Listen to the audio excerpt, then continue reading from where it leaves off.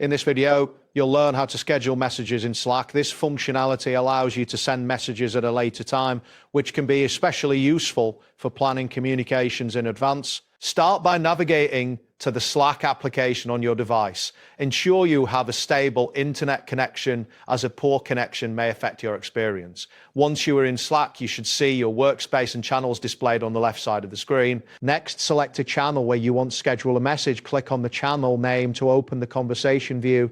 This will allow you to interact with the channel members and view previous messages. Make sure you are in the correct channel before proceeding. After that, type your message in the message input field located at the bottom of the screen.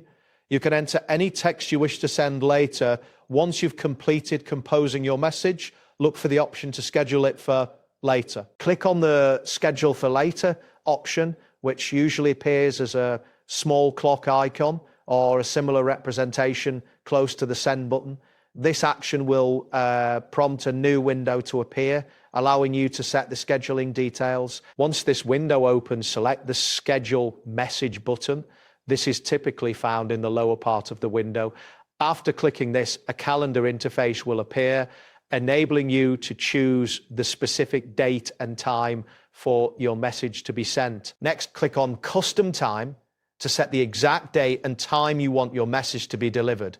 A calendar and time picker will show up, allowing you to make your selections easily. Ensure that the time zone is correct to avoid any scheduling errors. After setting the desired date and time, confirm your selections by clicking on the Schedule Message button.